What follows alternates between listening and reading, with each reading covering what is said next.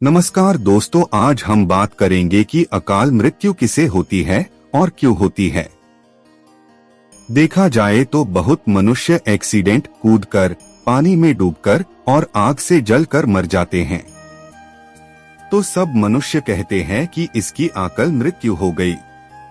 अकाल मृत्यु क्यों होती है और उसके बाद उसकी आत्मा का क्या होता है।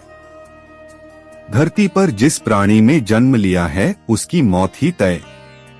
यह एक ऐसा सच है जिसे बदला नहीं जा सकता। हम सभी जानते हैं कि पृथ्वी लोक में प्राणियों की संख्या इतनी है कि हर दिन किसी न किसी की मृत्यु होती रहती है।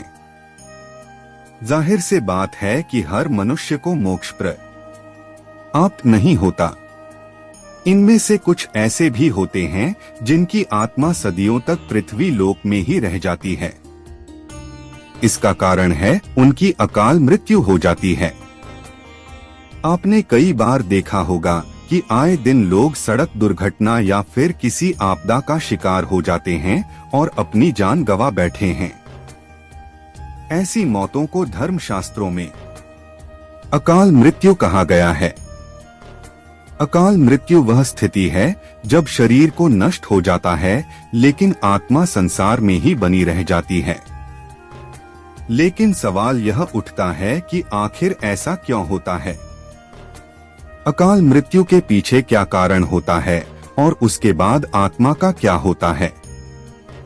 नमस्कार दोस्तों, एक बार फिर से हम हाजिर हैं आपके लिए एक रोचक विषय लेकर।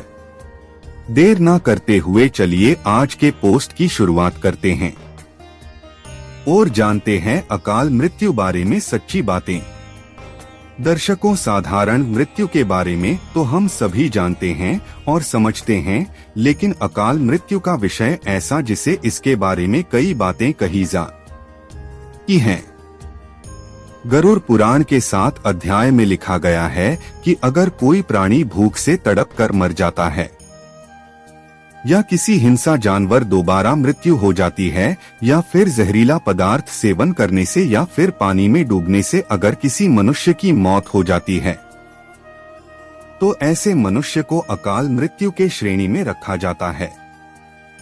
दोस्तों, अकाल मृत्यु किसी कारण से हो सकती है, फिर चाहे वह किसी रोग के कारण हो, यह दुर्घटना के कारण। ऐसे में मनुष्य अक्सर यही सोचता है को काश ये उनके साथ नहीं हुआ होता तो शायद इसकी मृत्यु नहीं होती। गरुड़ पुराण में विष्णु जी के वाहन गरुड़ राज ने श्री हरि से यह प्रश्न पूछा था कि जब वेदों में मनुष्य की उम्र 100 साल निश्चित की गई है तो उनकी अकाल मृत्यु क्यों हो जाती है। इस सवाल के उत्तर में श्री हरि तर्क देते हैं कि यह सच है, वेदों में मनुष्य की उम्र 100 साल निर्धारित की गई है, परंतु इसमें दुष्कर्म को नहीं मिलाया गया है। यानी हर इंसान की मृत्यु तभी होती है जब उसके पास धर्म कार्यों के लिए शक्ति नहीं होती है या फिर उसका शरीर उसे धर्म कार्य करने की इजाजत नहीं देता। इसके अलावा जब कोई इंसान अपनी इच्छा से धर्म कार्यों को त्याग देता है तो पृथ्वी पर उसके जीवन की अवधि कम होती जाती है।